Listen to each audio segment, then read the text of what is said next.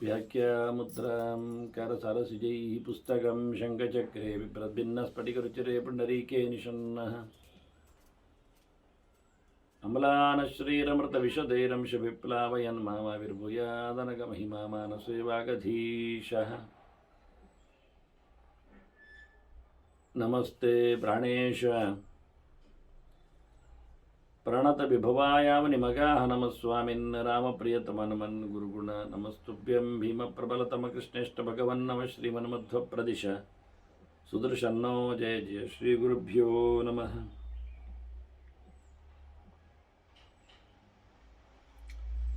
नारायणं सुरगुरुं जगदेकनाथं भक्तप्रियं सकललोकनमस्कृतं च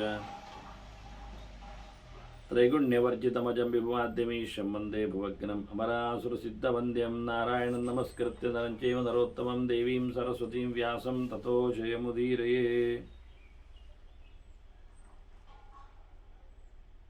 ವೇದವ್ಯಾಸರ ಮಹಾಭಾರತದ ಚಿಂತಕರಿಗೆ ವಂದನೆಗಳು.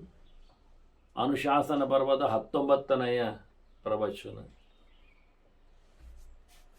ಧರ್ಮರಾಜನ ವಿಶೇಷವಾದ ಒಂದು ಪ್ರಶ್ನೆ, ಬಗೆ ಬಗೆಯ ಕರ್ಮಗಳಿಗೆ ಫಲಗಳು ಯಾವ ಪ್ರಕಾರದಲ್ಲಿ ಲಭ್ಯವಾಗ್ತವೆ ಅಂತ. ಈಗಾಗಲೇ ಪ್ರಯತ್ನ ಮಾಡದೆ ದೈವ ಯಾವುದನ್ನು ನೀಡುವುದಿಲ್ಲ ಹೇಳಿದಾಗ, ಏನೆಂದು ಪ್ರಯತ್ನಿಸಿದರೆ ಏನೊಂದು ಸಿಗಲಿದೆ ಎನ್ನುವ ಹಿನ್ನೆಲೆಯಲ್ಲಿ ಧರ್ಮರಾಜ ಪ್ರಶ್ನಿಸಿದರೆ, ಭೀಷ್ಮರು ಬಹಳ ಖಡಕ್ಕಾಗಿ ಒಂದು ಸಿದ್ಧಾಂತವನ್ನು ಹೇಳಿದರು. ಮಾಡಿದ್ದುಣ್ಣೋ ಮಹಾರಾಯ ಅನ್ನುವಂತೆ ಕುರು ಭುಂಕ್ಷ್ವ ಎನ್ನುವ ಹಿನ್ನೆಲೆಯಲ್ಲಿ ಯಾವ ಶರೀರಗಳಲ್ಲಿ ಯಾವ ಅವಸ್ಥೆಗಳಲ್ಲಿ ನಾವೆರಡು ಕ್ಲಬ್ ಮಾಡಿ ನೋಡೋದಾದರೆ ಯಾವ ಪ್ರಕಾರಗಳಲ್ಲಿ ಎಂಥ ಕೆಲಸ ಆಗಿರುತ್ತದೋ ಅಂಥದ್ದೇ ಫಲವನ್ನಾತ ಹಾಗೆಯೇ ಪಡೆಯಲಿದ್ದಾನೆ. ಆದರೆ ಆವತ್ತೇ ಎನ್ನುವುದಂತೂ ಇಲ್ಲ. ಜನ್ಮಾಂತರದಲ್ಲಿ, ಲೋಕಾಂತರದಲ್ಲಿ, ಹೀಗೆ ಕರ್ಮದ ಕೆಲವು ಸೂಕ್ಷ್ಮ ನಿಯಮಗಳನ್ನು ಭೀಷ್ಮರು ಹೇಳುತ್ತಾ,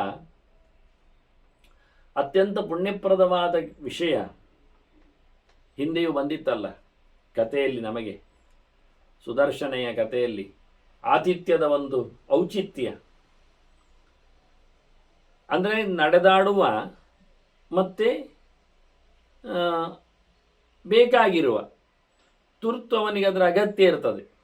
ಅಂತಹ ಸಂದರ್ಭದಲ್ಲಿನ ಸೇವೆಗೆ ಹೆಚ್ಚು ಮಹತ್ತಿಗೆ, ಅದರಲ್ಲಿಯೂ ತಿಳಿದು ಮಾಡಿದಾಗ, ಅದರಲ್ಲಿಯೂ ಯೋಗ್ಯನಾಗಿದ್ದಾಗ. ಎರಡು ಅಂಶಗಳು, ಮಾಡುವವನ ಯೋಗ್ಯತೆಯು ಪಡೆಯುವವನ ಯೋಗ್ಯತೆಯು ಉತ್ತಮ ಮಟ್ಟದಿದ್ದರೆ ಆ ಕರ್ಮ ಅತ್ಯಂತ ಪ್ರಶಸ್ತವಾಗಿ ಹೋಗ್ತದೆ, ಬಹಳ ವಿಶೇಷ ಅದು. ಹೀಗಾಗಿ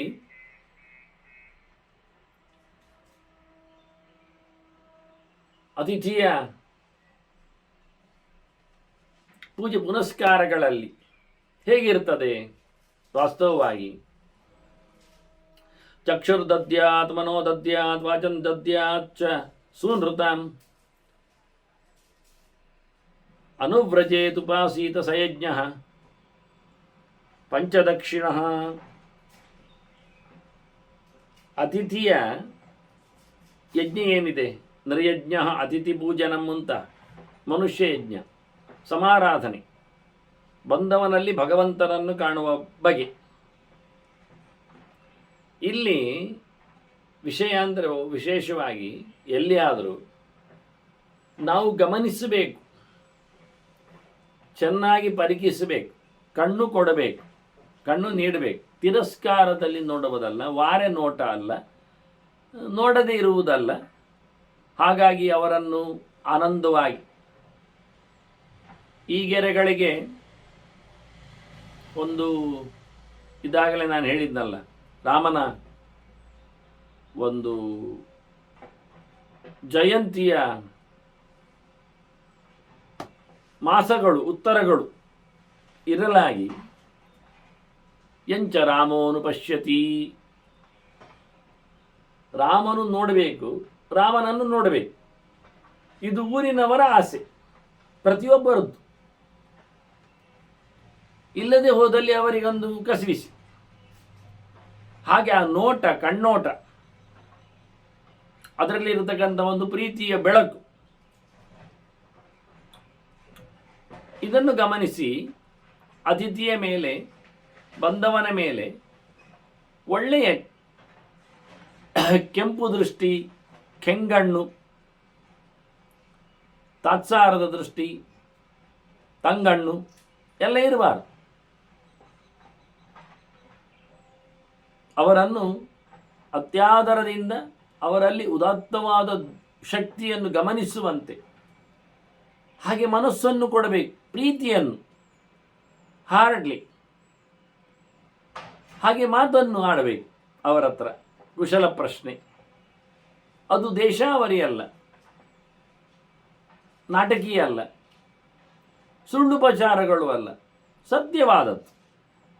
ಹಾಗೆಯೇ ಅವರ ಬೆನ್ನ ಹಿಂದೆ ಹೋಗ್ಬೇಕು. ಅನವ್ರಜೇತ್, ಅವರ ಕೆಲಸದಲ್ಲಿ ನಾವು ಸೇರಬೇಕು. ಉಪಾಸೀತ, ಅವ್ರ ಕೂತಲ್ಲಿ ನಾವು ಅವರ ಪಕ್ಕದಲ್ಲಿ ಸೇವೆಗಾಗಿ ತಂಗಬೇಕು. ಇದಿಷ್ಟು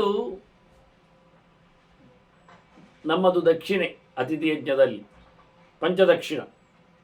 ಇನ್ನೊಂದು ಪ್ರಕಾರದಲ್ಲಿ ಉಂಟು ಈ ಪಂಚದಕ್ಷಿಣೆಯ ವ್ಯವಸ್ಥೆ.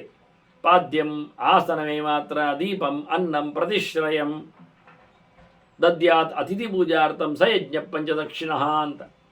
ಬಂದಾಗ ಅವರ ಕಾಲು ತೊಳೆಯುವುದು, ಕಾಲು ತೊಳೆಯಲು ನೀರು ಕೊಡುವುದು, ಅವರನ್ನು ಜಗಲಿಯಲ್ಲಿ ಕುಳ್ಳಿರಿಸುವುದು, ಕೂತ್ಕೊಳ್ಳಿಕ್ಕೆ ಒಂದವರಿಗೆ ಮಣೆ ಮನ್ನಣೆ. ಆನಂತರ ಅವರು ಬರುವಾಗ ತಡ ಆಗಿರುತ್ತೆ, ಸಂಜೆ ಬರ್ತಾರೆ, ಕ್ರಮ ಹಾಗೆ. ತಂಗಲಿಕ್ಕೆ ಬರುವುದು ಅವರು ಪಯಣಿಗರು, ಅವರಿಗೆ ದೀಪ ಬೆಳಕು ಅಂದರೆ, ಹಿಂದೆ ಬೆಳಕು ಅಂದರೆ ಇರಲಿಲ್ಲ, ಒಳಗಿನ ದೀಪ ಅವರ ಮನೆಯವರು ಕೆಲಸ ಮಾಡ್ತಾ ಇದ್ದರೆ ಇನ್ನೊಂದು ದೀಪವನ್ನು ಅವನಿಗಾಗಿ ಹಚ್ಚಿಸಬೇಕು, ಅವನಿಗೆ ದೀಪ ಕೊಡಬೇಕು, ಕತ್ತಲಲ್ಲಿ ಕೂತ್ಕೊಳ್ಳುವುದಲ್ಲವ. ಆನಂತರ ಊಟ ಹಾಕಬೇಕು, ಅವನಿಗೆ ಹಸಿದಿರ್ತಾನೆ, ಅನ್ನ ಕೊಡಬೇಕು, ಮತ್ತು ಅವನಿಗೆ ಶೆಲ್ಟರ್, ಇರಲಿಕ್ಕೆ ಜಾಗ ಕೊಡಬೇಕು. ಮಲಗ್ತಾನವ, ಇರ್ತಾನೆ. ಇವತ್ತು ಆಯಾಸ ಪರಿಹಾರ ಆಗಲಿಕ್ಕೆ ಅವನು 1-2 ದಿನ ಇರಬಹುದು ಮತ್ತೆ. ಹಾಗಾಗಿ ಇಷ್ಟು ಸಾಕು. ಇದು ಪಂಚದಕ್ಷಿಣ, ಅತಿಥಿ ಪೂಜೆಗೆ ಮಾಡತಕ್ಕಂಥ ಮತ್ತೆ ಇದು ಪ್ರಕಾರದ 5 ರೂಪವಾದಂತಹ ಒಂದು ಕೊಡುಗೆ ಇವನದ್ದು. ವಿಶೇಷವಾದ ಸಂಗತಿ. ಮತ್ತೆ ನಿಜವಾಗಿ ಅನ್ನ ಕೊಡುವುದುಂಟಲ್ಲ, ಅನ್ನದಾನ, ಇದೊಂದು ಅತ್ಯಂತ ವಿಶೇಷವಾದಂತಹ ಒಂದು ಸಂಗತಿ.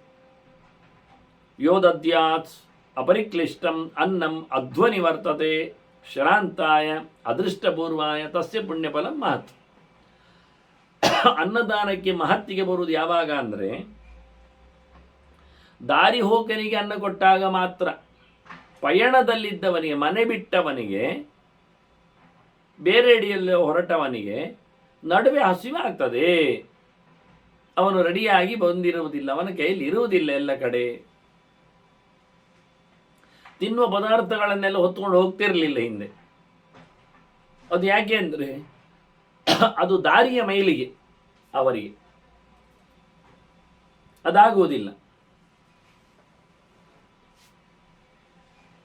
ಆದ್ದರಿಂದ ಅಲ್ಲಲ್ಲಿಯೇ ಆಹಾರಗಳನ್ನು ಅವರು ಸಂಪಾದನೆ ಮಾಡುವ ಕ್ರಮ, ಅದಕ್ಕೆ ಆತಿಥ್ಯ ಎನ್ನುವುದು ದೊಡ್ಡ ಸಂಗತಿ ಆದದ್ದು. ಮತ್ತು 16 ದಿನಕ್ಕೆ ಹೊತ್ಕೊಂಡು ಹೋಗ್ಲಿಕ್ಕೆ ಆಗುವುದು ಇಲ್ಲ ಪದಾರ್ಥಗಳು. ಅವರಷ್ಟು ದರಿದ್ರರಲ್ಲ, ಅಂದರೆ ಹಳೆಯ ಸೊತ್ತನ್ನು ತಿನ್ನುವಷ್ಟು ಅವರು ದರಿದ್ರರಲ್ಲ. ಹೊಚ್ಚ ಹೊಸದಾಗಿ ದಿನ ಕಳೆದದ್ದನ್ನು ತಿನ್ನುವ ಜಾತಿ ಅವರಲ್ಲ ಅವರು. ಹಾಗಾಗಿ ಹಿಂದೆಲ್ಲ ಜಾಸ್ತಿ ಹೊತ್ಕೊಂಡು ಹೋಗುವ ಕ್ರಮ ಅಂತ ಇರಲಿಲ್ಲ.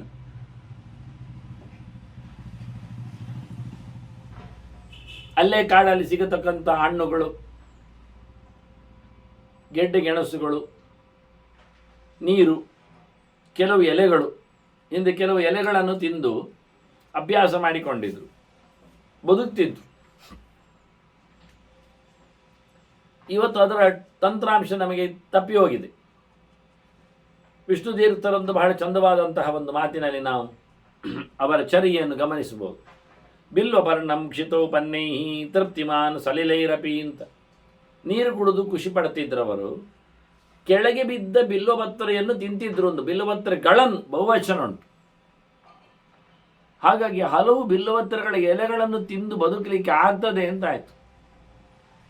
ನಮಗೆ ಇವತ್ತು ವಿಷ್ಣು ತೀರ್ಥರ ಚರ್ಯೆಯಾಗಲಿ, ಅವರ ಮಾತಾಗಲಿ, ಅವರ ಒಂದು ಅಧಿಕೃತವಾಗಿರತಕ್ಕಂತಹ ಒಂದು ವ್ಯವಸ್ಥೆ ಆಗಲಿ ನಮಗೆ ಇವತ್ತು ಅದು ದೂರ ಆಗಿಬಿಟ್ಟಿದೆ. ಬಹಳ ಕಷ್ಟ ಅನಿಸ್ತದೆ ವಾಸ್ತವವಾಗಿ. ಯಾರು ಆಚಾರ್ಯ ಮಧ್ವರ ಹತ್ತಿರದವರು, ಸಂಬಂಧಪಟ್ಟವರು, ಅವರನ್ನು ನಾವು ಗಮನಿಸುವುದಿಲ್ಲ, ಗುರುತಿಸುವುದಿಲ್ಲ, ಅದನ್ನು ಚಿಂತನೆಗೆ ತರುವುದೂ ಇಲ್ಲ.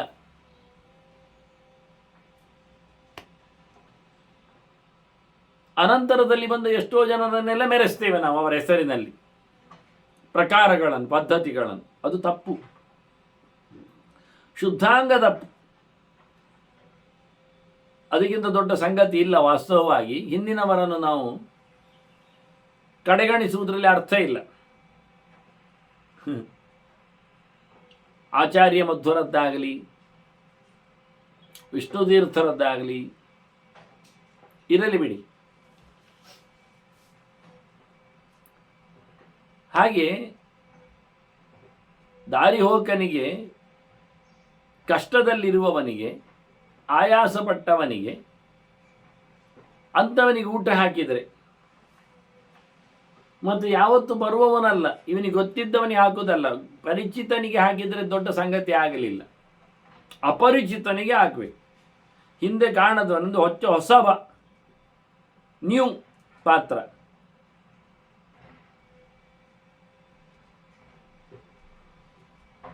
ಅಂಥವನಿಗೆ ಊಟ ಹಾಕಿದರೆ ಬಹಳ ದೊಡ್ಡ ಮಟ್ಟಿನ ಪುಣ್ಯ ಬರ್ತದೆ ಅಂದು. ಇದರಲ್ಲಿ ಏನನ್ನು ಹೇಳಲಿಲ್ಲ, ಜಾತಿ, ಆಶ್ರಮ, ಧರ್ಮ ಎಲ್ಲ ಮಾತಾಡಲಿಕ್ಕೆ ಹೋಗಲಿಲ್ಲ ಅವರು. ವಾಸ್ತವವಾಗಿ ಊಟ ಕೊಡಬೇಕು ಅನ್ನುವಲ್ಲಿ. ಆದರೆ ಒಂದು ವಾಸ್ತವ ಅಂತ ಕೇಳಿದರೆ, ಒಳ್ಳೆಯದನ್ನು ಉಪಯೋಗಿಸಿಕೊಳ್ಳುವಂಥವನಿಗೆ ಒಳ್ಳೆಯದನ್ನು ಕೊಡಬೇಕೆನ್ನುವುದು ಅರ್ಥ. ಇವನೇ ಊಟ ಹಾಕಿ ಇವನ ಮನೆಯನ್ನೇ ಅವನು ಕಳ್ಳತನ ಮಾಡುವುದಾದ್ರೆ ಅಂತ ಶುದ್ಧ ಇಲ್ಲದ ಮನಸ್ಸಿನವನಿಗೆ ಕೊಡುವುದರಲ್ಲಿ ಹೇಳಿ ಕೊಟ್ಟಿಲ್ಲ ಇವರು. ಅಂತ ತಾಮಸನಿಗೆ, ರಾಜಸನಿಗೆ ಹಾಕ್ಲಿಕ್ಕೆ ಹೇಳಿದ್ದಲ್ಲ. ಅಲ್ಲಿಂದ ಅವನಿಗೆ ಉಪಟಳ ಆಗ್ತದೆ, ಅವನಿಗೆ ಆದರೆ ಉಳಿದವರಿಗೆ ಆಗಲಿ.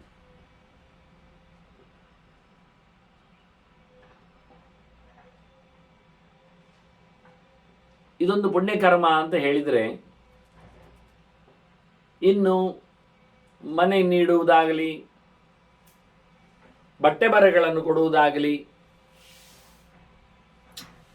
ವಾಹನಾಭರಣಗಳನ್ನೆಲ್ಲ ನೀಡುವುದಾಗಲಿ, ಇದೆಲ್ಲ ರಾಜರು ಮಾಡುವ ಕೆಲಸ. ಅವರಿಗೆ ಅದರಿಂದ ಪೌರುಷ ಬೆಳೀತದೆ. ನೆಲದಲ್ಲಿ ಮಲಗುವವನಿಗೆ ಮಂಚ ಕೊಟ್ಟರೆ, ನಾರುಡೆಯನ್ನು ಉಡುಗುವವನಿಗೆ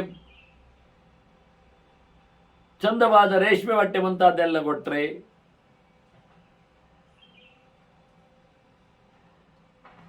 ಕಾಡಿನಲ್ಲಿ ತಿರುಗುವವನಿಗೆ ವಾಹನದ ವ್ಯವಸ್ಥೆ ಎಲ್ಲ ಮಾಡಿಕೊಟ್ರೆ, ಇವೆಲ್ಲ ರಾಜರು ಮಾಡತಕ್ಕಂಥ ದೊಡ್ಡ ದೊಡ್ಡ ಮಟ್ಟಿನ ಕೆಲಸಗಳು. ಸ್ತಂಡಿಲೇಶು ಶಯಾನಾನಾಂ ಗೃಹಾಣಿ ಶಯನಾನಿ ಚ. ನೆಲದಲ್ಲಿ ಮಲಗುವ ಬಟ ಬಯಲಿನಲ್ಲಿ ಮಲಗುವವನಿಗೆ ಒಂದು ಶೆಲ್ಟರ್, ಮನೆ ಮಾಡಿಕೊಟ್ಟವನಿಗೆ ಮಂಚ ಕೊಟ್ಟು ಮಲಗಲಿಕ್ಕೆ ಅನುಕೂಲ ಮಾಡಿದ ದೊಡ್ಡ ಸಂಗತಿ ಆಗಲಿಲ್ವ? ಮಳೆಗೆ, ಚಳಿಗೆ ಎಲ್ಲವನ್ನನ್ನು ರಕ್ಷಣೆ ಮಾಡಿದಂತೆ ಆಗ್ತದೆ. ಹಾಗೆ ಚೀರವಲ್ಕಲ ಸಂಹಿತೆ ವಾಸಾಂಸಿ ಆಭರಣ ನಿಜ. ಯಾವುದೋ ನಾರುಡಿಗೆಯನ್ನು ಅಜೀರ್ಣವನ್ನು ತೊಟ್ಟುಕೊಳ್ಳುವವನಿಗೆ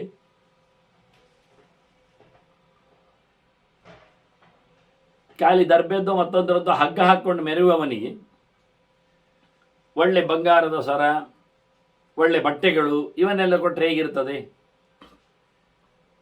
ಆದ್ದರಿಂದ ದರಿದ್ರನಿಗೆ, ಇಲ್ಲದವನಿಗೆ ಕೊಡಬೇಕು ಎನ್ನುವ ಮಾತನ್ನು ಉಲ್ಲೇಖ ಮಾಡ್ತಾರೆ. ಇದ್ದವನಿಗೆ ಕೊಡುವುದಲ್ಲ. ಇದ್ದವನಿಗೆ ಕೊಟ್ಟು ಏನು ಪ್ರಯೋಜನ ಇಲ್ಲ. ಅವನು ಹಾಗೆ ಉಳಿಸಿಕೊಳ್ಳುತ್ತಾನೆ ಅಥವಾ ಇನ್ನೊಬ್ಬರಿಗೆ ಕೊಡ್ತಾನೆ. ಅಷ್ಟು ಸಂಭ್ರಮಿಸುವುದಿಲ್ಲ, ಅವನು ಸಂತಸ ಪಡುವುದಿಲ್ಲ. ಹಾಗೆ ಇದನ್ನು ಸೂಚನೆ ಕೊಡುವಾಗ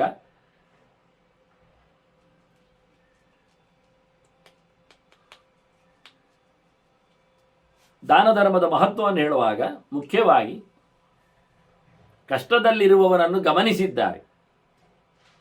ವಾಹನಾನಿ ಚಯಾನಾನಿ, ಯಾರು ಯೋಗಾತ್ಮನಿ ತಪೋವನೆ, ಕಾಡಿನಲ್ಲಿರುವವನಿಗೆ ವಾಹನಗಳ ಅವಶ್ಯಕತೆ ಇರುತ್ತದೆ, ಆಚೀಚೆ ಹೋಗಿ ಬರಲಿಕ್ಕೆ, ಬೇಗನೆ ತಲುಪಲಿಕ್ಕೆ. ಇಂತಹ ಸಂದರ್ಭಗಳು ಬೇಕಾಗಿದ್ದಲ್ಲಿ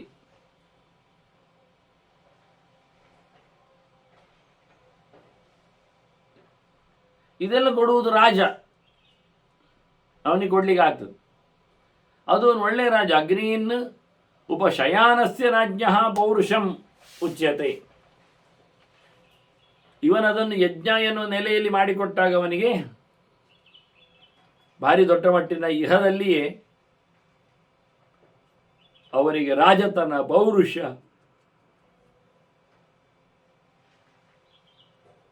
ಬಲ ಬರ್ತದೆ.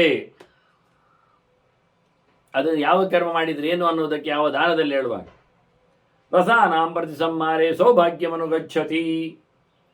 ಇನ್ನು ದ್ರವ ಪದಾರ್ಥಗಳನ್ನು ದಾನ ಮಾಡಿದ್ರೆ ಇವನಿಗೆ ಶ್ರೀಮಂತಿಗೆ ಬರ್ತದೆ ಅಂತ ಹೇಳ್ತಾರೆ. ಎಲ್ಲಿಂದ ಎಲ್ಲಿಗೆ?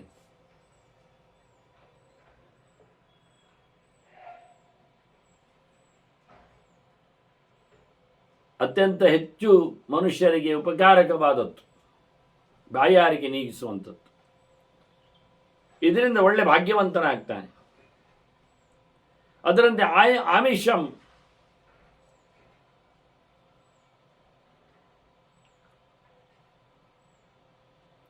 ಆಮಿಷ ಪ್ರತಿಸಂಹಾರೆ ಪಶುವನ್ನು ಪುತ್ರಾಂಶವಿಂದತಿ. ಊಟಕ್ಕೆ ಕೊಟ್ಟರೆ ನೀರಿಗೆ ಊಟ ಆಯಿತು, ಊಟಕ್ಕೆ ಕೊಟ್ಟರೆ ಮಕ್ಕಳೆಲ್ಲ ಉಡ್ತಾರೆ. ಸೌಭಾಗ್ಯವನ್ನು ಅನುಭವಿಸಲಿಕ್ಕೆ ಅದರೊಟ್ಟಿಗೆ ದನಕರುಗಳೆಲ್ಲ ಆಗಿರ್ತವೆ. ಈಗ ಇನ್ನೂ ಎಸ್ಟಾಬ್ಲಿಷ್ ಆಗ್ತಾನೆ. ಆ ಲೆಕ್ಕದಲ್ಲಿ ತಿನ್ನಲು ಕೊಡಬೇಕು, ಕುಡಿಯಲು ಕೊಡಬೇಕು ಪ್ರತ್ಯೇಕವಾಗಿ. ಇನ್ನು ಕಠೋರವಾಗಿ ಅವನೇ ತಪಸ್ಸು ಮಾಡುವ ಲೆಕ್ಕಾಚಾರ ಮಾಡಿದರೆ ಅವಾಕ್ಷಿರಾಸ್ತು ಯೋ ಲಭ್ಯತ.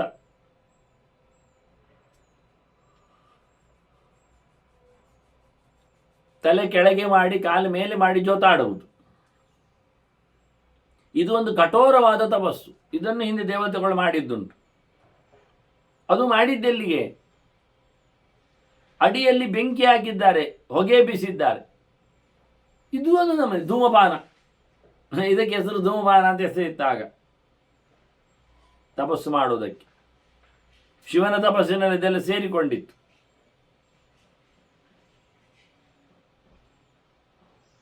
ಹಾಗೆ ಇಷ್ಟು ಕಠೋರವಾದ ತಪಸ್ಸು, ತಲೆ ಕೆಳಗೆ ಕಾಲ್ಮೇಲೆ ಮಾಡಿ ನೇಲುವಂಥದ್ದು. ಅದರೊಟ್ಟಿಗೆ ಉದವಾಸಂಚಯೋ ವಸೇತ್, ನೀರಿನಲ್ಲೇ ಬದುಕುವುದು, ಮುಳುಗಿಕೊಂಡೇ ಜಪ ಮಾಡುವುದು. ಪೂರ ಅಲ್ಲ, ಕುತಿಯವರೆಗೆ ಅಲ್ಲ, ನೀರಿನಲ್ಲೇ ಇರುವುದು, ನೀರಿನ ತಾಣದಲ್ಲೇ ಇರುವುದು. ಮಂಡೂಕಶಾಯಿ ಚ ನರಹ,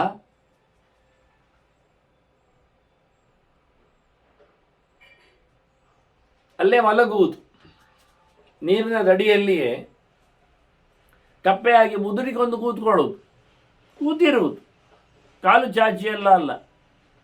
ಈ ನಮ್ಮನೆ ಒಂದು ಬಗೆ. ಹೀಗೆ ನಿದ್ದೆ ದಿನ ವ್ರತಸ್ಥನಾಗಿರುವ ಕ್ರಮ. ಇಂಥವರೆಲ್ಲ ಬಯಸಿದ್ದನ್ನೆಲ್ಲ ಪಡಿತಾರೆ. ಇಪ್ಸಿತಾಂ ಗತಿಂ ಲಭತೆ. ಅದರಂತೆ ಕ್ಷತ್ರಿಯಗೆ ಉಚಿತವಾದದ್ದಾದರೆ, ಕ್ಷತ್ರೋಚಿತವಾದಂತಹ ಕಾದಾಟ, ವೀರಾಸನಂ, ಅಸುಕ್ಷೇಪೆ ಅಂತ ಇಟ್ಟುಕೊಳ್ಳುವ, ಚೆನ್ನಾಗಿ ಹೋರಾಟ ಮಾಡುವಂಥದ್ದು. ವೀರಶಯ್ಯಂ, ಹೋರಾಟದಂಗಳದಲ್ಲಿ ಹೋರಾಡುತ್ತಾ ಸಾಯುವಂಥದ್ದು. ವೀರಸ್ಥಾನಂ ಉಪಾಸತಃ, ಹೋರಾಟವನ್ನೇ ವಿಶೇಷವಾಗಿ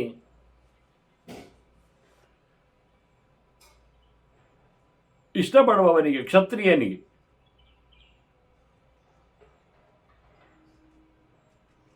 ಅದು ತನಗಿಂತ ಸಮಾನನಾದ ಅಥವಾ ಅಧಿಕನಾದ ವೀರನಲ್ಲಿಯೇ ಹೋರಾಟವನ್ನು ಯಾರು ನಡೆಸಿಕೊಡ್ತಾನೆ ಅವನಿಗೆ ಬರಾಬರಿ ಲೋಕಗಳು ಸಿಗ್ತವೆ. ಅಕ್ಷಯಾಸ್ತಸ್ಯ ಲೋಕಾಸ್ಯು ಸರ್ವಕಾಮಗಮಾಸ್ತತ, ಎಲ್ಲೆಂದರಲ್ಲಿ ಹೋಗಲಿಕ್ಕೆ ಬರತಕ್ಕಂಥ ಲೋಕಗಳು ಅಥವಾ ಅವನಿಗೆ ಬೇಕಾಗಿರತಕ್ಕಂಥ ಶರೀರಗಳು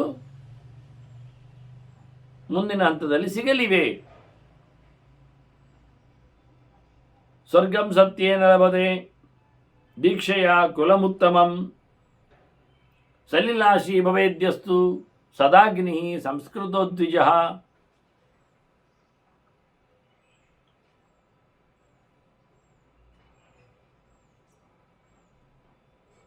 ಮುಖ್ಯವಾಗಿ ಸ್ವರ್ಗವನ್ನು ಗೆಲ್ಲಿಕ್ಕೆ ಬಹಳ ಸುಲಭವಾದದ್ದು ಏನು ಕೇಳಿದರೆ ಸತ್ಯ ನಿಷ್ಠೆಯನ್ನು ಕಾಪಾಡಿಕೊಳ್ಳುವಂಥದ್ದು.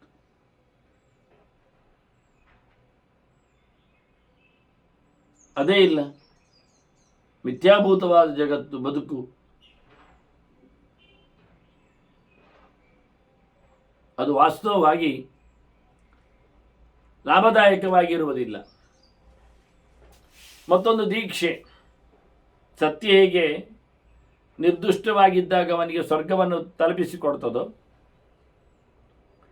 ಪ್ರತಿ ನಿಯಮವನ್ನು ಬದ್ಧನಾಗಿರುವುದು, ದೀಕ್ಷಿತನಾಗಿರುವಂಥದ್ದು, ಒಂದು ವ್ರತಕ್ಕೆ ಬದ್ಧನಾಗಿರುವಂಥದ್ದು, ಹೀಗೆ ದೀಕ್ಷೆಯನ್ನು ಪಡೆದವನು ಉತ್ತಮವಾದ ವಂಶದಲ್ಲಿ ಬರ್ತಾನೆ. ನೀರು ಕುಡಿದುಕೊಂಡು ಬದುಕುವವನು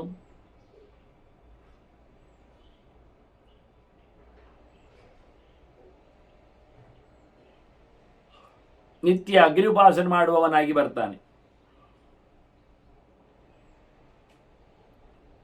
ಪ್ರಾಣಾಯಾಮ ಮಾಡುವವ ಮರುತ್ಸಾಧಯತಃ ರಾಜ್ಯ, ಅವನು ರಾಜ್ಯವನ್ನು ಪಡಿತಾನೆ. ನಾಗಮಷ್ಟಂ ಅನಾಶಿನಿ, ಉಪವಾಸ ಮಾಡುವವನು ಸ್ವರ್ಗವನ್ನೇ ಹಿಂದಿರುತ್ತಾನೆ. ಧನಲ್ಲವೇ ಚ ದಾನೇನ, ದಾನ ಮಾಡಿದರೆ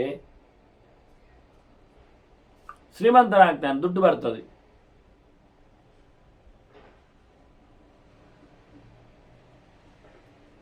ಮೌನೇನ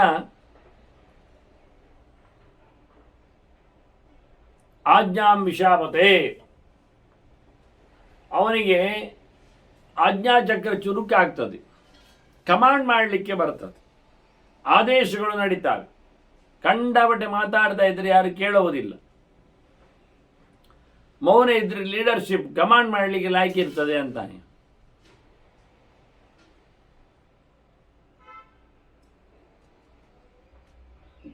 ಉಪಭೋಗಾಂಶ ತಪಸ ಬ್ರಹ್ಮಚರ್ಯೇಣ ಜೀವಿತ,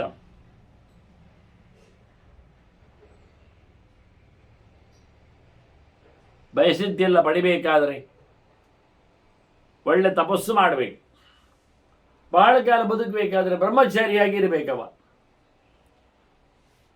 ಹಾಗೆ ಯಾವುದೇ ಪ್ರಕಾರವಾದಂಥ ಅವನ ನಷ್ಟಗಳಾಗುವುದಿಲ್ಲ. ಫಿಸಿಕಲಿ ಆಗಲಿ ಮೆಂಟಲಿ ಆಗಲಿ ಅವನು ಒಪ್ಪಿಕೊಂಡಿದ್ರೆ ಆರಾಮವಾಗಿರ್ತಾನೆ. ರೂಪಂ ಐಶ್ವರ್ಯಂ ಆರೋಗ್ಯಂ ಅಹಿಂಸಾ ಪರಮಶ್ನುತ್, ಯಾರಿಗೂ ಯಾವುದೇ ಪ್ರಕಾರವಾದ ಹಿಂಸೆ ಮಾಡುವುದಿಲ್ಲ, ಆದರೆ ಅವನಿಗೆ ಒಳ್ಳೆ ಮೈ ಸಿಗ್ತದೆ, ರೂಪ, ಒಳ್ಳೆ ಸಂಪತ್ತು ಸಹ ಗಿಟ್ಟಿಸ್ತದೆ, ಆರೋಗ್ಯವಂತನಾಗಿರ್ತಾನವ. ರೋಗ ದೂರನಾಗಬೇಕಾದ್ರೆ ಇನ್ನೊಬ್ಬರಿಗೆ ಹಿಂಸೆ ಮಾಡಬಾರ್ದು. ಹಿಂಸೆಯು 3 ಪ್ರಕಾರದಿಂದ ಆಗ್ತದೆ. ಪ್ರತ್ಯಕ್ಷವಾಗಿ ಹಿಂಸೆ ಆಗುವಂಥದ್ದು ಮನುಷ್ಯನಿಂದ ನೇರ.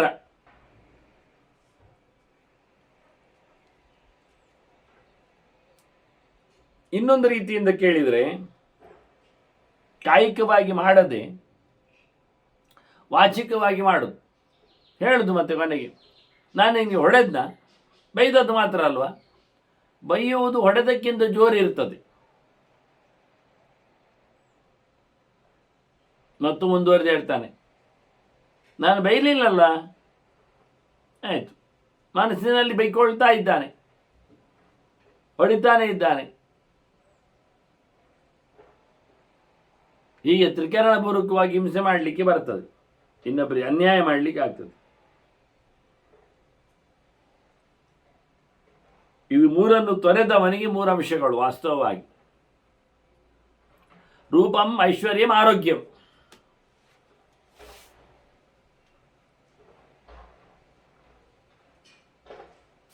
ಶಾರೀರಿಕವಾದ ಮಾನಸಿಕವಾದ ವಾಚಿಕವಾದ ಹಿಂಸೆಯನ್ನು ಮಾಡದೇ ಇರುವುದರಿಂದ, ಮುಖ್ಯವಾಗಿ ಶಾರೀರಿಕವಾಗಿ ಮಾಡದಿದ್ದರೆ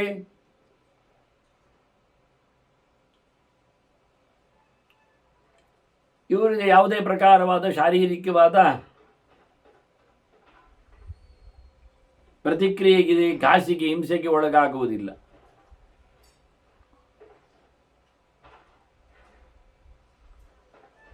ಅದರಂತೆ ಇವನು ಇದರಿಂದ ಆರೋಗ್ಯವನಿಗೆ ಸಿದ್ಧಿಸ್ತದೆ ಮೊದಲ ಅಂಶದಲ್ಲಿ, ಶಾರೀರಿಕವಾಗಿ ಅಂದಾಗ. ಹಾಗೆ ವಾಚಿಕವಾಗಿ ಮತ್ತೆ ಮಾನಸಿಕವಾಗಿ ಐಶ್ವರ್ಯ ಇದೆ.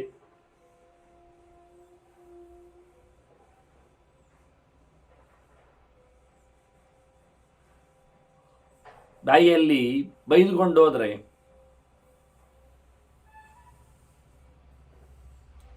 ಅವನು ಎಲ್ಲ ಕಳ್ಕೊಳ್ತಾನೆ, ಬಡವನಾಗ್ತಾನೆ, ಐಶ್ವರ್ಯವಂಚಿತನಾಗ್ತಾನೆ. ಮತ್ತೆ ಅದೊಂದು ರೀತಿಯಿಂದ ದರ್ಪವನ್ನು ತೋರಿಸಿಕೊಟ್ಟಾಗ ಆಗ್ತದೆ. ಇದರಿಂದ ದೊಡ್ಡತನವನ್ನು ಕಳ್ಕೊಳ್ತಾನವ. ಬಾಯಿ ಮುಚ್ಚಿದ್ರೆ ಎಲ್ಲ ಹೇಳಿದ್ದನ್ನೆಲ್ಲ ಒಪ್ಪಿ ಇರ್ತಾರೆ, ಸುಮ್ಮನೆ ಇರ್ತಾರೆ.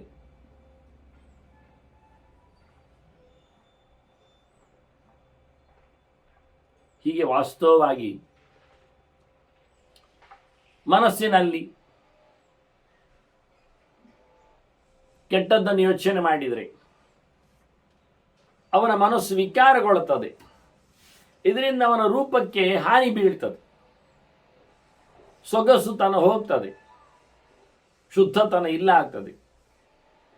ಹಾಗಾಗಿ ರೂಪಂ, ಐಶ್ವರ್ಯಂ, ಆರೋಗ್ಯಂ ಇದು ಅಹಿಂಸಾ ಬಲಮಷ್ಟದೆ, ಇದು ಅಹಿಂಸೆಯ ಬಲ.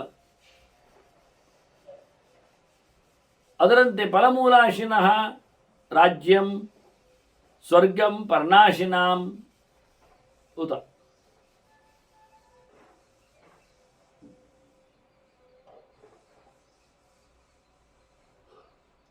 ಇದು ಹೇಳಲಿಕ್ಕೆ ಕೇಳಿ ಮಾಡಲಿಕ್ಕೆ ಮತ್ತೆ ಹಣ್ಣು, ಮತ್ತೆ ಮೇಲಿನದ್ದು ಹಣ್ಣು, ಕೆಳಗಿನದ್ದು ಮೂಲ, ನೆಲದ ಅಡಿಯಲ್ಲಿ ಆಗುವಂಥದ್ದು, ಗೆಡ್ಡೆಗಳು, ಬೇರುಗಳು. ಮೇಲೆ ಆಗೋದು ನಮಗೆ ಗೊತ್ತು, ಹಣ್ಣು ಕಾಯಿ ಎಲ್ಲ. ಇದನ್ನು ಮಾತ್ರ ತಿಂದು ಬದುಕುವವರಿದ್ದಾರೆ. ಇಂಥವನು ರಾಜ್ಯವನ್ನು ಪಡಿತಾನೆ.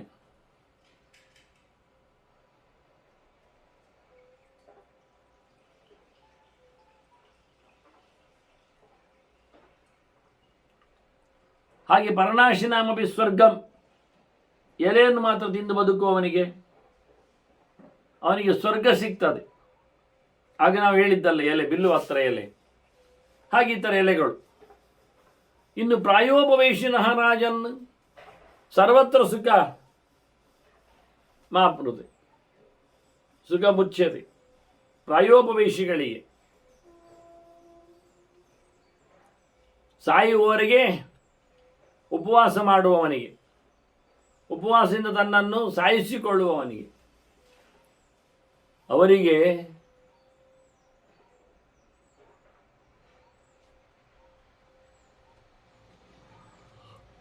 ಎಲ್ಲ ಕಡೆ ಮನ್ನಣೆ ಸಿಗ್ತದೆ, ಗೌರವ ಉಳಿತದೆ, ಸುಖವನ್ನು ಅನುಭವಿಸ್ತಾನೆ ಅವನು.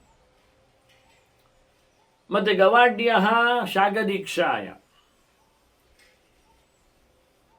ತರಕಾರಿಯನ್ನೇ ತಿನ್ನುವವನು ಇರ್ತಾನಲ್ಲ, ವ್ರತ, ಅಥವಾ ತರಕಾರಿಯನ್ನೇ ತಿನ್ನದವನು ಬಿಟ್ಟವನಿದ್ದಾನಲ್ಲ, ಅವನಿಗೆ ಧನ ಸಮೃದ್ಧಿ ಆಗ್ತದೆ.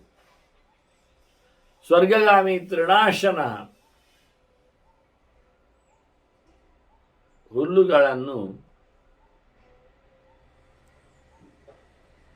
ತಿಂದು ಬದುಕುವವ.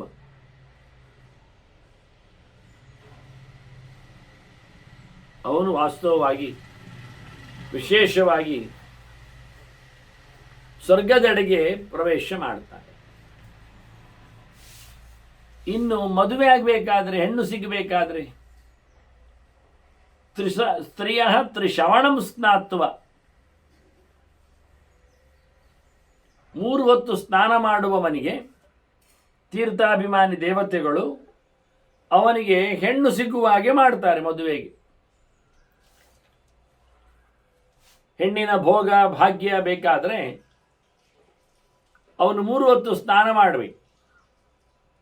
ವಾಯಂಪೀತ್ವ ಕರ್ತಲ್ಲವೇ,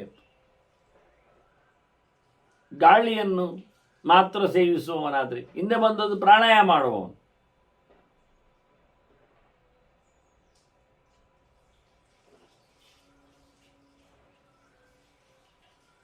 ಗಾಳಿಯ ಖಾಲಿ ಊಟೋಪಚಾರ ಏನಿಲ್ಲದೆ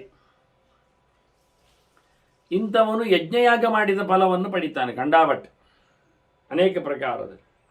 ಮುಖ್ಯವಾಗಿ ಉಪವಾಸಕ್ಕೆ ಹೆಚ್ಚು ಒತ್ತು. ಉಪವಾಸಂಚ ದೀಕ್ಷಾಯಾಮ್ ಅಭಿಷೇಕಂಚ ಪಾರ್ಥಿವ ಕೃತ್ವ 12 ವರ್ಷಾಣಿ ವೀರಸ್ಥಾನಾದ ವಿಶಿಷ್ಯತೆ. ಕ್ಷತ್ರಿಯರು ವೀರಮರಣವನ್ನು ಪಡೆಯುವುದಕ್ಕಿಂತ ಹೆಚ್ಚಿನ ಸೌಭಾಗ್ಯವನ್ನು ವ್ರತ ನಿಯಮಗಳನ್ನು ಇಟ್ಟುಕೊಂಡು ಮಾಡುವ ಉಪವಾಸದ ಮನೆಗೆ ಸಿಗ್ತದೆ. ಹಾಗೆಯೇ ಧಾರ್ಮಿಕ ಕರ್ಮಗಳಲ್ಲಿ ತೊಡಗಿಕೊಂಡವ ಕೊನೆಗೆ ಅವಭೃತವನ್ನು ಅಭಿಷೇಕವನ್ನು ಮಾಡಿಕೊಳ್ತಾನಲ್ಲ, ಇದರಿಂದ ಅವನು ಶುದ್ಧನಾಗ್ತಾನೆ. ಹೀಗೆ 10-12 ವರ್ಷದ ಸೇವೆಯಲ್ಲಿ ಅವ ವೀರಸ್ಥಾನದಿಂದಲೂ ರಣಲಿಂಗದಿಂದಲೂ ಒಳ್ಳೆಯ ಸ್ಥಾನವನ್ನು ಪಡೆದಂತೆ ಸ್ವರ್ಗಕ್ಕೆ ಸೇರುವಂತೆ ಇನ್ನೂ ಹೆಚ್ಚಿನ ಮಹತ್ತರವಾದ ಸ್ಥಾನವನ್ನು ಆತ ಪಡೀತಾನೆ.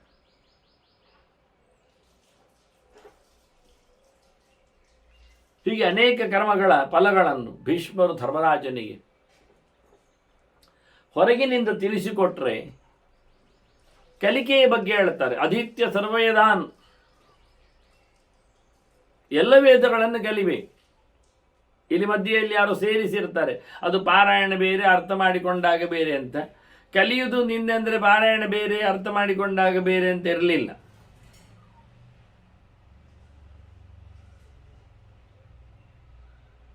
ಹಿಂದಿನ ವೇದಾಧ್ಯಯನದ ಕ್ರಮ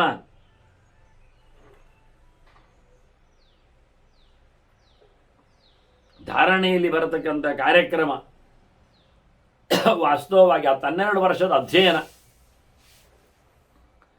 ಇದರಿಂದ ಕೂಡಲೇ ಅವನು ದುಃಖದಿಂದ ಮೋಕ್ಷವನ್ನು ಪಡಿತಾನೆ.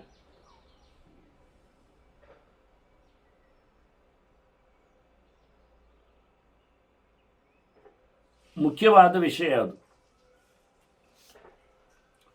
ಸರ್ವವೇದಾನ ಮತ್ತೆ 1-2 ವೇದ ಓದುವುದಲ್ಲ.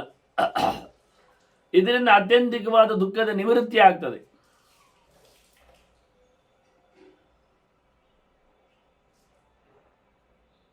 ಮತ್ತೆ ಮನುಷ್ಯರಿಗೆ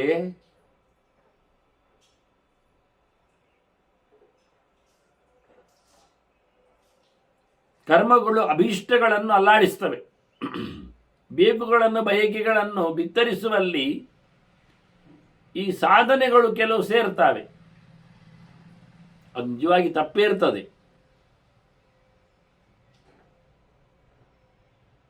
ಆದರೆ ಅನಿವಾರ್ಯ ಅಲ್ಲ. ಹೀಗಾಗಿ ಅಧ್ಯಯನ ಎನ್ನುವುದನ್ನು ಬಹಳ ಒತ್ತು ಕೊಟ್ಟು ಜ್ಞಾನ ಯಜ್ಞಕ್ಕಿತ್ತು ಪ್ರಾಶಸ್ತ್ಯವನ್ನು ಕೊಟ್ಟು ಸರ್ವ ದುಃಖಗಳಿಂದಲೂ ಕೂಡಲೇ ನಿವೃತ್ತಿಯನ್ನು ಪಡೆಯುವಂತೆ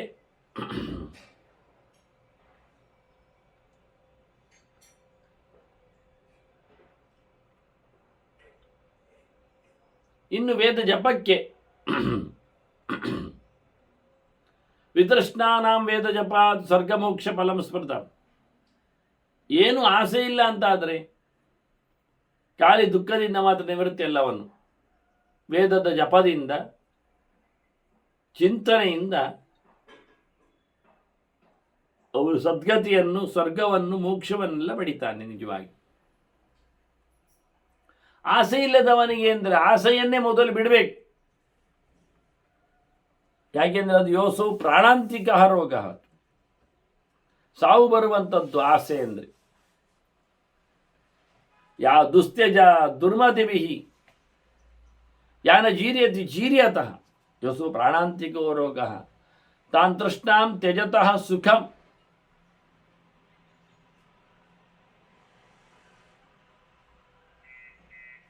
ಆಸೆಯನ್ನು ಬಿಡಬೇಕು. ಕೆಟ್ಟ ಮನಸ್ಸಿನಲ್ಲಿ ಬಿಡಲಿಕ್ಕೆ ಬರುವುದೇ ಇಲ್ಲ. ಬಿಡದವರು ಕೆಟ್ಟ ಮನಸ್ಸಿನಲ್ಲಿ ಇದ್ದಾರೆ ಅಂತ ಅರ್ಥ. ಬಿಡಲಾರದೆ ಅದನ್ನು ಬದುಕಿಸಿಕೊಂಡಿದ್ದೇವೆ. ಅದು ನಾವು ಮುದುಕರಾದ ಅದು ಮುದುಕ ಆಗುವುದಿಲ್ಲ, ನಮ್ಮನ್ನು ಮುದುಕಗೊಳಿಸ್ತದೆ. ಏಜ್ ಫ್ಯಾಕ್ಟ್ ಬರುವಾಗೆ ಮಾಡ್ತದೆ, ತಾನಾರಾಮವಾಗಿ ಇರ್ತದೆ. ಇದೀನ ಪರಿ ವಾಸ್ತವವಾಗಿ ನೋಡ್ಲಿಕ್ಕೆ ಹೋದರೆ ಯಾವ ದುಸ್ತ್ಯಜ ದುರ್ಮತಿ ಬಿಹಿ, ಮನಸ್ಸು ಗಟ್ಟಿ ಮಾಡಿ ಮಾತ್ರವೇ ಆಸೆಯನ್ನು ಬಿಡಬೇಕಾದ್ದು. ಆಸೆ ಇದ್ದರೆ ಆಸೆ ಇಟ್ಟುಕೊಂಡು ವೇದಾದಿಗಳ ಅನುಸಂಧಾನದಲ್ಲಿ ಹೆಚ್ಚು ಫಲ ಬರುವುದಿಲ್ಲ. ಆದರೆ ಮೊದಲು ಆಸೆಯನ್ನು ಬಿಡುವಂಥದ್ದು. ಆಸೆ ಕರಗುವುದಿಲ್ಲ, ನಾವು ಕರಗಿ ಹೋಗ್ತೇವೆ. ಅದು ಇನ್ನಷ್ಟು ದಪ್ಪ ದೊಡ್ಡದಾಗಿ ಬೆಳೀತದೆ, ಇನ್ನು ಬೇಕು ಅಂತ ಹೇಳ್ತದೆ. ಆದ್ದರಿಂದ ಇದನ್ನು ಪ್ರಾಣಾಂತಿಕ ರೋಗ ಅಂದದ್ದು. ಯೋಸೋ ಪ್ರಾಣಾಂತಿಕೋ ರೋಗ ತಾನ್ ತೃಷ್ಣಾಂ ತ್ಯಜತ ಸುಖಂ. ಆ ಆಸೆಯನ್ನು ಬಿಟ್ಟರೆ ಸುಖವಾಗಿರ್ತಾನೆ. ವಿಶೇಷ ಅಂತ ಕೇಳಿದರೆ ಜೀರ್ಯಂತಿ ಜೀರ್ಯತಃ ಕೇಶಾಹ.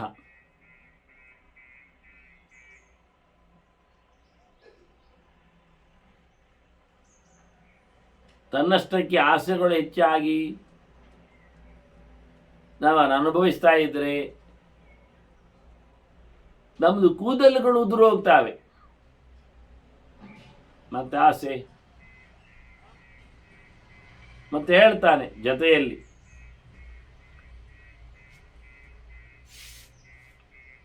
ಕೂದಲುಗಳು ಮಾತ್ರ ಉದುರಿ ಹೋಗುವುದಷ್ಟೇ ಅಲ್ಲ, ಹಲ್ಲುಗಳು ಬಿದ್ದು ಹೋಗ್ತವೆ. ದಂತ ಜೀರ್ಯಂತಿ ಜೀರ್ಯತಃ.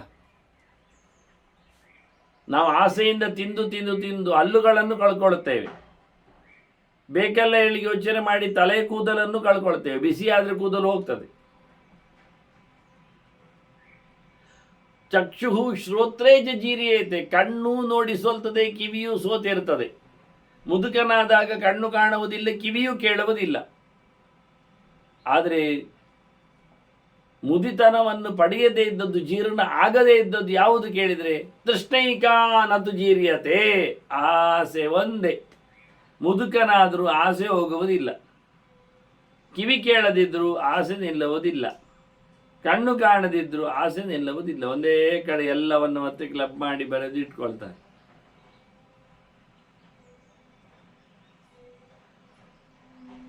ಏನು ಮಾಡುವಂತ? ಮುದಿತನ ಬರುವುದು ಯಾವುದಕ್ಕೆ? ತಿಂದು ತಿಂದು ಸೊರಗಿದ ನಮಗೆ, ಅದಕ್ಕಲ್ಲ. ಆಸೆ ಸಾಯುವುದಿಲ್ಲ, ಇನ್ನು ಬೇಗ ಹೇಳ್ತದೆ. ಅದಕ್ಕೆ ಕೃಷ್ಣ ಹೇಳಿದ ರಸವರ್ಜಂ ರಸಪ್ಯಸ್ಯ ಪರದೃಷ್ಟ ನಿವರ್ತದೆ ಅಂತ. ದೇವರು ಸಿಕ್ಕಿದರೂ ಆಸೆ ಹೋಗುವುದಿಲ್ಲ, ದೇವರು ಸಿಗಬೇಕು. ಮತ್ತೆ ಇವನಾಗಿ ದೇವರ ಪ್ರಯತ್ನ ಪಡುವುದಿಲ್ಲ, ದೇವರು ಕಂಡದ್ದರಿಂದ ಅವನ್ನೆಲ್ಲ ಕೋಲ್ ಕೆಳಗಿಟ್ಟ ಅಷ್ಟೆ.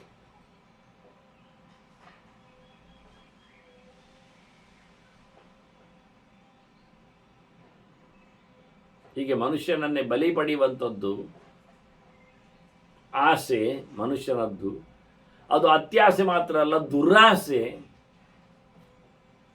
ಇದರಿಂದ ಸೋಲ್ತಾನವ. ಅದಕ್ಕೆ ಗಟ್ಟಿ ಮಾಡಬೇಕಾದ್ದು ಮನಸ್ಸು. ಮಾನಸಮೀಚರನ್ ಧರ್ಮಂ ಸ್ವರ್ಗಲೋಕಮು ಪಾಶ್ನುತಿ. ನೀನು ಮನಸ್ಸಿನಲ್ಲಿ ಧರ್ಮಾಚರಣೆ ಮಾಡು. ಪ್ರಾಕ್ಟೀಸಿನಲ್ಲಿ ತಪ್ಪಾದರೂ ಆಗುವುದಿಲ್ಲ. ಆದರೂ ಮನಸ್ಸಿನಲ್ಲಿ ತಿಳ್ಕೊಳ್ಬೇಕಲ್ಲ ಧರ್ಮ ಹೇಗಿರ್ತದೆ, ಧರ್ಮ ಯಾವುದು ಅಂತ.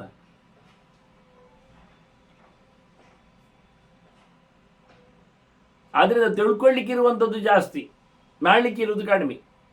ಅದಕ್ಕೋಸ್ಕರ ನಾನು ಜಪದ ಪುಸ್ತಕವನ್ನೇ ಬರೆದ ಸಂಧ್ಯಾ ಸಮೀಕ್ಷಾ ಅಂತ.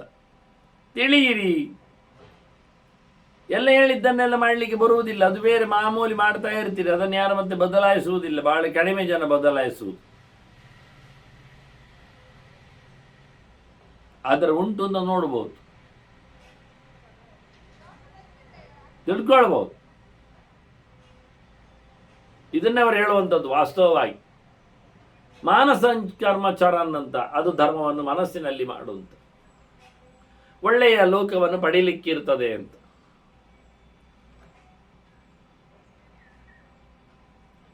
ಯಥಾದೇನು ಸಹಸ್ರೇಣ ವತ್ಸಮಿಂದತಿ ಮಾತರಂ ಏವಂ ಪುರಾಕೃತಂ ಕರ್ಮ ಕರ್ತಾರಮನುಗಚ್ಚತಿ. ಒಂದಿಷ್ಟು ದನಗಳು ಕೊಟ್ಟಿಗೆಯಲ್ಲಿರ್ತಾವೆ.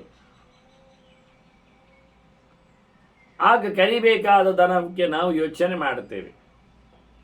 ಅದರದ್ದು ಕರು ಉಂಟಲ್ಲ, ಅದನ್ನು ನಾವು ಬಿಡ್ತೇವೆ. ಕರು ಒಂದು ಕಡೆಯಲ್ಲಿ ಇರ್ತದೆ, ಇಲ್ಲದ ದನಗಳು ಹಾಯ್ತಾವೆ, ನೋವು ಮಾಡ್ತವೆ. ಮತ್ತು ಇದ್ದ ಹಾಲನ್ನೆಲ್ಲ ಕುಡಿದು ಖಾಲಿ ಮಾಡ್ತಾರೆ. ಅದಕ್ಕೆ ಕರುಗಳನ್ನು ಬೇರೆ ಕಡೆ ಕಟ್ಟುವುದು, ದನಗಳನ್ನು ಬಿಡುವುದು. ಸಂಜೆ ಬಂದಾಗ ದನಗಳು ಕೊಟ್ಟಿಗೆಗೆ ಓಡಿ ಬಂದಾಗ ಯಾವ ದನ ಯಾವ ಕರುವೋ ಅದು ಅಲ್ಲಿಗೆ ಹೋಗಿ ಸೇರ್ತದೆ ಕರು. ಅದೇ ವಿಶೇಷ. ಧೇನು ಸಹಸ್ರೇಶು, 1000 ಗಟ್ಟಲೆ ದನಗಳು ಇರುವಾಗ ಕರು ಬಿಟ್ಟರೆ ಅದು ತನ್ನ ತಾಯಿಯೆಡೆಗೇ ಹೋಗ್ತದೆ. ತತ್ಸೋ ವಿಂದತಿ ಮಾತರಂ, ತಾಯಿ ದನವನ್ನೇ ಈ ಮರಿದನ ಹೋಗಿ ಸೇರ್ತದೆ. ಹೇಗೋ ಹಾಗೆ ಏವಂ ಪುರಾಕೃತಂ ಕರ್ಮ ಕರ್ತಾರ ಮನುಗಚ್ಚದು, ಮಾಡಿದ್ದ ಕೆಲಸವನ್ನು ಕ್ರಮ ಪ್ರಕಾರವಾಗಿ ಅದು ಕಾಣಿಸಲು ಬರ್ತದೆ, ನೋಡ್ಲಿಕ್ಕೆ ಆಗ್ತದೆ.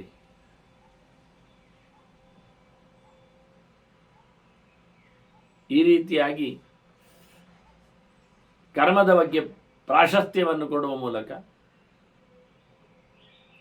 ಕರ್ಮದ ಫಲಕ್ಕೆ ಯಾರೂ ಸಹ ಮತ್ತೆ ಆದೇಶ ಕೊಡಬೇಕಾಗಿಲ್ಲ. ಮರಗೆ ಋತುಗಳು ಬಂದಾಗೆ ತನ್ನಷ್ಟಕ್ಕೆ ಹೂ ಬಿಡ್ತದೆ, ಹಣ್ಣು ಆಗ್ತದೆ ಆ ಕಾಲದಲ್ಲಿ. ಹಾಗೆ ಮನುಷ್ಯನಿಗೂ ಕಾಲದಲ್ಲಿ ಕರ್ಮ ಹೊಡೆತವನ್ನು ಕೊಡ್ತದೆ, ಶಿಸ್ತನ್ನು ಕಲಿಸ್ತದೆ. ಇದು ಮುಖ್ಯ ಅಂದರು ವಾಸ್ತವವಾಗಿ. ಅಚೋದ್ಯಮಾನಾನಿ ಯಥಾ ಪುಷ್ಪಾಣಿ ಚ ಫಲಾನಿ ಚ ಸ್ವಕಾಲಂ ನಾತಿ ವರ್ತಂತೆ. ಕೆಲವು ಹೂವಣ್ಣುಗಳೆಲ್ಲ ಉಂಟು, ಕಾಲವನ್ನು ದಾಟ್ತವೆ, ಬೇರೆ ಕಾಲದಲ್ಲಿ ಆಗೋ ಯೋಗ್ಯತೆ ಉಂಟು ಅಂತ ತಿಳ್ಕೊಳ್ಬೇಕು. ಈಗ ನೀರು ಹಾಕಿದ್ರಲ್ಲಿ ಓದದ್ದಲ್ಲ ಅಂತ.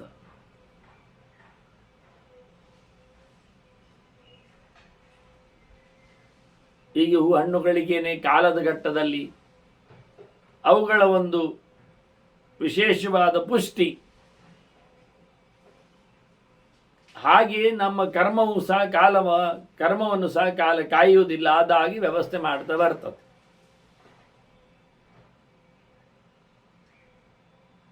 ಕರ್ಮಕ್ಕೂ ಬಿಟ್ಟು ಹೋಗುವುದಿಲ್ಲ ಕಾಲ. ಸ್ವಕಾಲ ನಾತಿ ವರ್ತಂತೆ ಪುರಾ ಕರ್ಮ ಕೃತಂ ಕೃತಕರ್ಮ ಪುರಾಕೃತ. ವಾಸ್ತವವಾಗಿ ತಥಾ ಕರ್ಮ ಪುರಾಕೃತ, ನಿನ್ನೆ ಮಾಡಿದ ಕರ್ಮವು ಕಾಲಕ್ಕನುಗುಣವಾಗಿ ಅರಳುತ್ತದೆ, ಮುತಪಡಿಸ್ತದೆ, ಕಸ್ವಿರಿಸಿಗೊಳ್ತಾನೆ.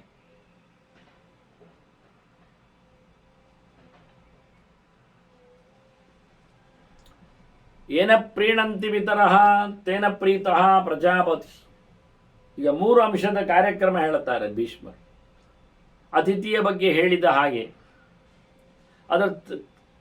ಅದರ ಒಟ್ಟಿಗೆ ಇರಬೇಕಾದ 3 ಸಂಗತಿ. ಅತಿಥಿ ದೇವೋಭವ ಆಯ್ತಲ್ಲ, ಮತ್ತೆ 3 ಉಂಟಲ್ಲ, ಮಾತ್ರ ದೇವೋಭವ, ಪಿತೃದೇವೋಭವ, ಆಚಾರ್ಯ ದೇವೋಭವ ಅಂತ. ಇದು ಕರ್ಮವನ್ನು ಬಿಡುವುದು ಹೇಗೆ ಪ್ರಶ್ನೆ ಬಂದಾಗ ಇಲ್ಲಿ ಧರ್ಮರಾಜನಲ್ಲಿ. ಅದಕ್ಕೆ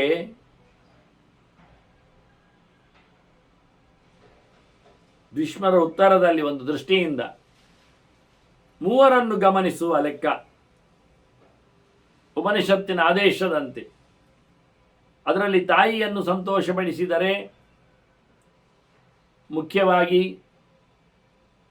ಈ ನೆಲವನ್ನೇ ನಾವು ಪೂಜಿಸಿದಂತೆ ಭೂದೇವಿ ಸಂತೋಷ ಪಡ್ತಾಳೆ. ತಂದೆಯನ್ನು ಸಂತೋಷಪಡಿಸಿದರೆ ಸೃಷ್ಟಿಕರ್ತನಾದ ಚತುರ್ಮುಖನೇ ಇಷ್ಟ ಆಗ್ತದೆ. ಗುರುಗಳ ಸೇವೆ ಮಾಡಿದರೆ ಅದು ಭಗವಂತನ ಬಗ್ಗೆ ಹೇಳಿದಾಗಾಯಿತು, ನೀವು ಅದಕ್ಕೂ ಮೇಲಿನದ್ದು. ಹೀಗೆ ತಾಯಿಯ ಪ್ರೀತಿಯಿಂದ ಸಮಾರಾಧನೆಯಿಂದ ಭೂದೇವಿಗೆ ಖುಷಿ ಆಗ್ತದೆ. ನೆಲದ ಒಡತಿಗೆ, ನೆಲಕ್ಕೆ ಒಡತಿಯಾದವಳು ಭೂದೇವಿ ಇದ್ದಾಳೆ, ಶನಿ ಇದ್ದಾನೆ. ಇಲ್ಲಿ ಸ್ತ್ರೀಲಿಂಗ ಆದ್ರಿಂದ ನೆಲದೊಡತಿ ಭೂದೇವಿಯನ್ನೇ ಇಟ್ಟುಕೊಳ್ಳುವ. ಅವಳಲ್ಲಿನ ಲಕ್ಷ್ಮಿಯ ಸನ್ನಿಧಾನವೂ ಇದೆ. ಅದರಂತೆ ತಂದೆಯ ಬಗ್ಗೆ ಆಲೋಚನೆ ಮಾಡಿದರೆ ಅದಕ್ಕಿಂತ ಸೂಪರ್ ಎನ್ನುವ ಹಿನ್ನೆಲೆಯಲ್ಲಿ ಇಲ್ಲಿ ಮಾತಾಡಿದ್ದವರು ತಂದೆ ಸೇವೆ ಮಾಡುವ ಮೂಲಕ ಸೃಷ್ಟಿಕರ್ತನಾದ ಚತುರ್ಮುಖನಿಗೇನೆ ಬೆಲೆ ಕೊಟ್ಟಾಗಿ. ದೊಡ್ಡ ಸಂಗತಿ, ಜೀವೋತ್ತಮನಾದವ ಎಲ್ಲಕ್ಕಿಂತ ಮಿಗಿಲು. ಇನ್ನು ಗುರುಗಳ ಬಗ್ಗೆ ಮಾತಾಡಿದರೆ ಈಗ ತಂದೆಗಿಂತ ಮಿಗಿಲಾಗಬೇಕೆಲ್ಲ ಗುರುಗಳು. ಹೌದು, ಭಗವಂತನೇ ನಿಮಗೆ ಸಿಕ್ಕಿದ ಹಾಗೆ. ಮಾತಾಚೇನ ಪ್ರೀಣಾತಿ ಪೃಥ್ವೀ ತೇನ ಪೂಜಿತ, ಏನ ಪ್ರೀಣಾತಿ ಉಪಾಧ್ಯಾಯ. ತೇನ ಸ್ಯಾತ್ ಬ್ರಹ್ಮ ಪೂಜಿತಂ. ಇದರಿಂದ ಭಗವಂತನನ್ನೇ ನಾವು ಆರಾಧನೆ ಮಾಡಿದಾಗ ಆಗ್ತದೆ. ಹೀಗೆ 3 ತತ್ವಗಳು ಪ್ರಧಾನ ಇಲ್ಲಿ. 3 ಜನ. ಸರ್ವೇ ತಸ್ಯಾದೃತಾಃ ಧರ್ಮಾಃ ಯಸ್ಯೈತೆ ತ್ರಯಾದೃತಾಃ. ಈ 3 ಜನರನ್ನು ನಾವು ಪ್ರೀತಿಸಿದರೆ, ಆರಾಧಿಸಿದರೆ, ಪೂಜಿಸಿದರೆ, ಅವರ ಅನುಗ್ರಹ ಪಡೆದರೆ ಅವನು ಎಲ್ಲ ಧರ್ಮ ಮಾಡಿದ ಹಾಗೆ. ತಂದೆ ತಾಯಿಗಳ ಗುರುಗಳ ಸೇವೆಯನ್ನು ಮಾಡಿದವ ಅವರ ಅಪೇಕ್ಷೆಯಂತೆ ಸಜ್ಜನನಾಗಿ ಸತ್ಕರ್ಮಗಳಲ್ಲಿ ಆಗಿದ್ದರೆ, ಒಳ್ಳೆಯದಾಗಿದ್ದರೆ, ಇನ್ನವರೆಲ್ಲ ಗೂಂಡಾಗಳಾಗಿದ್ದರೆ ಅದನ್ನು ಬೆಂಬಲಿಸಬೇಕು ಹೇಳಿದ್ದಲ್ಲ, ಕಳ್ಳಸಂತೆಯನ್ನು ಕೇಳಿಕೊಳ್ಳಬೇಕು ಹೇಳಿದ್ದಲ್ಲ. ಇಲ್ಲಿ ಅದು ಈಗ ದುರ್ಯೋಧನನನ್ನು ಒಪ್ಪಿಕೊಳ್ಬೇಕು ಅವನ ಮಕ್ಕಳು. ಹಿರಣ್ಯಕಶಿಪುವನ್ನು ಪ್ರಹ್ಲಾದ ಒಪ್ಪಿಕೊಂಡ. ಹಾಗೆ ತಾಟಗೆಯನ್ನು ಸುಂದರ ನೆಲೆಯಲ್ಲಿ ಮಾರಿ ಸುಬಾವುಗಳೆಲ್ಲ ಬೆನ್ನ ಹಿಂದೆ ಬಂದವು. ಆದರೆ ಉಳಿದವರಲ್ಲಿ ಬರಲಿಕ್ಕೆ ಕೇಳ್ತಾರೆ, ತಪ್ಪಿದ್ದಾಗ ಎಲ್ಲ ಆಗುವುದಿಲ್ಲ. ಆದ ಯೋಗ್ಯತ್ವೇ ಸತಿಯನ್ನು ಇಟ್ಟುಕೊಳ್ಬೇಕು.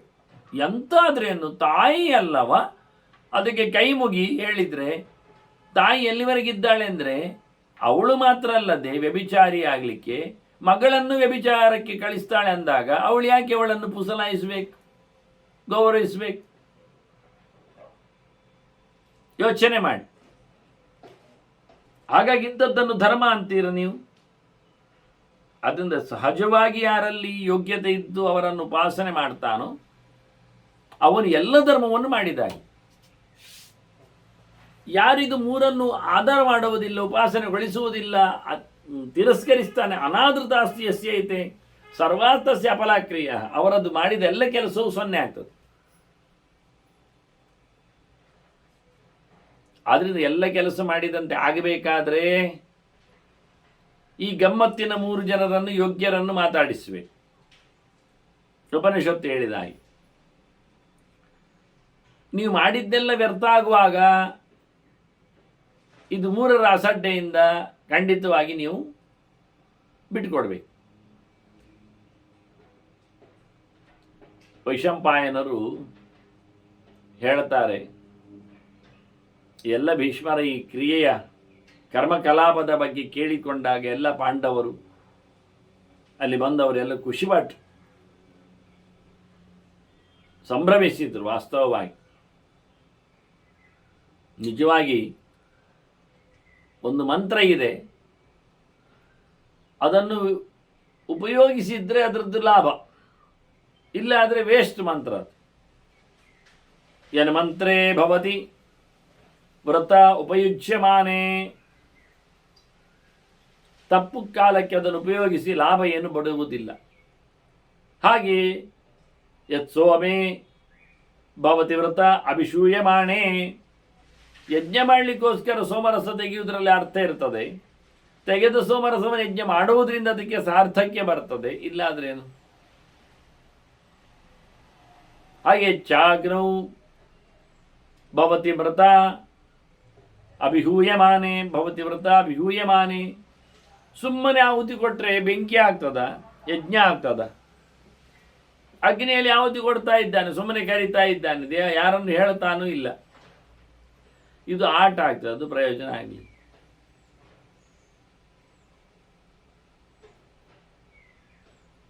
ಮುಖ್ಯವಾಗಿ ಸರ್ವಂ ಭವತಿ ವೃಥ, ತತ್ಸರ್ವಂ ಭವತಿ ವ್ರತ ಅಭಿಧೀಯಮಾನೆ. ಕೊಚ್ಚಿಕೊಂಡವನಿಗೆ ಕರ್ಮದ ವಿಷಯದಲ್ಲಿ ಹೇಳಿದೀಗ, ಯಾರು ತಾನು ಮಾಡಿದ್ದನ್ನು ಹೇಳಿಕೊಂಡು ತಿರುಗ್ತಾನೆ ಅವನಿಗೆ 0 ಆಗ್ತದೆ. ಧರ್ಮ ಕ್ಷರತಿ ಕೀರ್ತನಾದಿದ್ದರಿಂದ ಯಾವ ಪುಣ್ಯವೂ ಯಾವ ಲಾಭವೂ ಬರುವುದಿಲ್ಲ.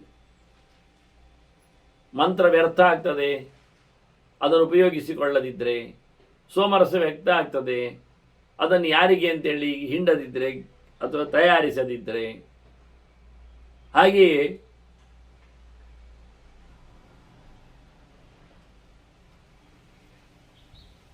ಬೆಂಕಿಯಲ್ಲಿ ಯಾರಿಗೇನು ಹೇಳದೆ ಸುಮ್ಮನೆ ಆಹುತಿ ಕೊಟ್ಟರೆ ಪ್ರಯೋಜನಕ್ಕೆ ಬರುವುದಿಲ್ಲ. ಅದರಂತೆ ಕರ್ಮವನ್ನು ಮಾಡಿಕೊಂಡದನ್ನು ಹೇಳ್ತಾ ತಿರುಗಿದ್ರೆ ಅದು ವ್ಯರ್ಥ ಆಗ್ತದೆ. ಅದನ್ನ ಕರ್ಮಕ್ಕೆ ಫಲ ಬರುವುದು ಯಾವಾಗ? ವಾಸ್ತವವಾಗಿ ಅದನ್ನು ತಾನು ಸೈಲೆಂಟಾಗಿ ನಡೆಸಿ ದೇವರಿಗೆ ಅದನ್ನು ಸಮರ್ಪಿಸಿಕೊಂಡಾಗ ಮಾತ್ರ. ಹೀಗೆ ಕರ್ಮಗಳ ಫಲಗಳ ಬಗ್ಗೆ ಒಂದು ದೊಡ್ಡ ಮಾತನ್ನು ಭೀಷ್ಮರು ಹೇಳಿದ್ದನ್ನು ಅವತ್ತು ಜನಮೇಜಯನಲ್ಲಿಗೆ ವೈಶಂಪಾಯನರು ಹೇಳಿದ್ದಾರೆ. ಮುಂದಿನ ಧರ್ಮರಾಜನ ಪ್ರಶ್ನೆ ಚಿಂತನೆಗೆ ನಾವು ಮತ್ತೆ ಸೇರುವ ವಂದನೆಗಳೊಂದಿಗೆ ಶ್ರೀಕೃಷ್ಣಾರ್ಪಣಮಸ್ತು. ನಾರಾಯಣ ನಾರಾಯಣ ನಾರಾಯಣ.